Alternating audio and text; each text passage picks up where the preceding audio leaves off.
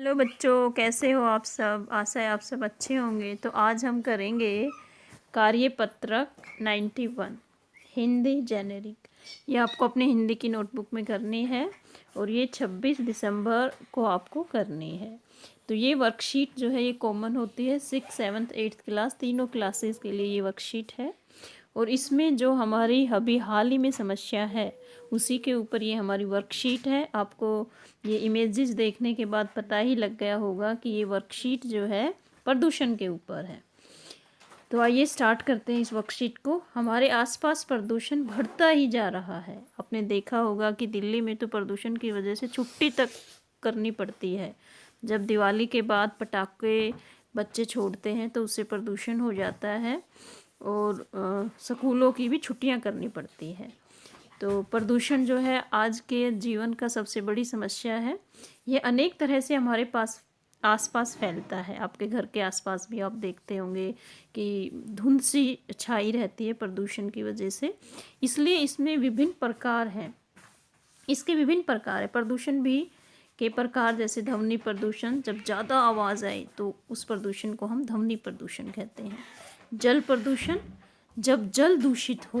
तो जल प्रदूषित कैसे होता है? गंदे पानी से, या आपको लोगों ने देखा होगा कि कई लोग अंधविश्वास रखने के कारण जो है पूजा सामग्री को जल में प्रभावित कर देते हैं। कई प्लास्टिक जो है गंदगी पानी में डाल देते हैं तो वो जल प्रदूषण होता है। वह वायु प्रदूषण आती है। वायु का जो प्रदूषण तो आपने को पता ही होगा, फैक्ट्रियों से धुआं निकलती है, वाहन चलते हैं, उस प्रदूषण को हम वायु प्रदूषण कहते हैं।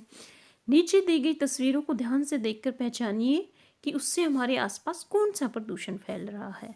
तो ये देखिए, इसमें ये नोजी बना रखी है, नाक आपको दिख ही रहा होगा, और उसमें जो हम ऑक्सीजन लेते हैं, लेकिन इसमें ऑक्सीजन के स्थान पे देखो धुआं जा रही है, फैक्ट्रीज की धुआं। तो ये कौन सा प्रदूषण है? हमारा वायु प्रदूषण।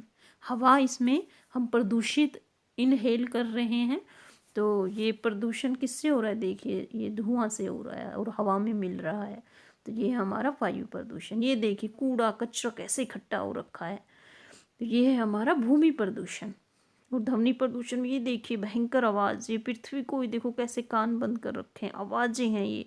आपने देखा होगा कि शादी होती है तो ऐसे आवाज़ें आती हैं ज़ोर ज़ोर से, एम्बुलेंस की आवाज़, ट्रैफिक की आवाज़, एरोप्लेन की आवाज़। तो ये सारे किसको शो कर रहे हैं? ध्वनि प्रदूषण को।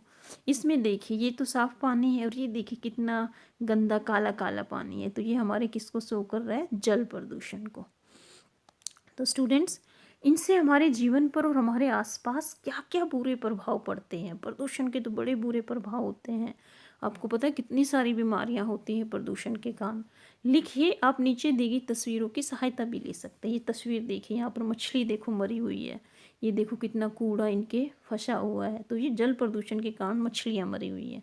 ये देखिए, ये इसके खांसी जुकाम बीमारियां हो जाती है प्रदूषण के कारण, क्योंकि हम अनेक गैसें अपने अंदर लेके जाते हैं। ऑक्सीजन को प्योरीफाई करने में बड़ी दिक्कत होती है हमारे शरीर को।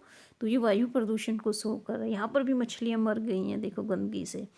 और यहाँ पर ये देखो खड़ास हो रखी है, धुआं निकल रहा है और उसी वायु को हम अंदर लेके जाते हैं तो खांसी हो जाती है, खांसते रहते हैं लोग। तो प्रदूषण के बुरे प्रभाव क्या क्या हैं? प्रदूषण के होने से मानव जीवन को खतरा पैदा हो गया है। क्यों? हमारे विभिन्न प्रकार की बीमारियां हो जाती हैं। प्रदूषित हवा और प्रदूषित पानी पीने से बहुत सारी बीमारियां हो जाती हैं। जल प्रदूषण के कारण जलीय जीव भी मर जाते हैं, जैसे ये देखो मछलियां मरी हुई हैं।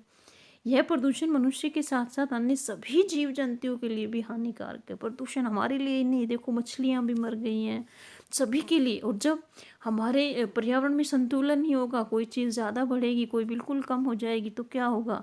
हमारा जो है पर्यावरण का संतुलन बिगड़ जाएगा। इस प्रदूषण ने पर्यावरण का संतुलन बिगाड़ दिया है। अगला क्वेश्चन है हमारा, आप अपने आसपास बढ़ते हुए प्रदूषण को कैसे रोक सकते हैं? कुछ उपाय लिखिए।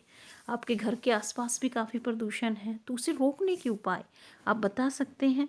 तो वो उपाय आपको बताने हैं। जैसे कि देखिए, मेरे घर के आसपास जो प्रदूषण है मैं उसको कैसे रोक सकती हूँ, ये देखिए आप। यस, प्रदूषण को रोकने के उपाय। प्रदूषण को रोकने के लिए अधिक से अधिक वृक्ष लगाएं, पेड़ लगाएं, हम गमले में लगाएं या ज़मीन है तो ज़मीन पर लगाएं। वाहनों में सीएनजी का उपयोग करना चाहिए। पेट्रोल की गाड़ी से, डीजल की गाड़ी से ज़्यादा प्रदूषण है, सीएनजी का प्रयोग करना चाहिए। अधिक धुआं छोड़ने वाले वाहनों पर प्रतिबंध लगाना चाहिए। सर्विस करवानी चाहिए गाड़ी की प्रॉपर वे से, ताकि उससे धुआं ना निकले। पटाखे नहीं छोड़ने चाहिए। ये हर बच्चे को कसम खानी है कि हमें शादी ब्याह में या दिवाली पर पटाखे नहीं छोड़ने हैं, उससे काफ़ी प्रदूषण होता है। और पॉलीथीन बैग का प्रयोग नहीं करना चाहिए। भूमि पर अगर पॉलीथीन ही पॉलीथीन हो जाएंगे तो हम कहाँ रहेंगे, फसल कहाँ उगेगी। तो पॉलीथीन बैग का प्रयोग हमें नहीं करना चाहिए। ऐसे सब लोग अपने आसपास के वातावरण को प्रदूषित होने से बचाएंगे तो ये पृथ्वी जो है अपने आप प्रदूषण से रहित हो जाएगी। तो ये आप सब बच्चों को प्रण लेना है कि हम प्रदूषण को रोकने के उपाय करेंगे। ओके स्टूडेंट, तो ये थी आज की वर्कशीट। आशा है आपको समझ में आ गई होगी। Thank you for watching. Have a nice day.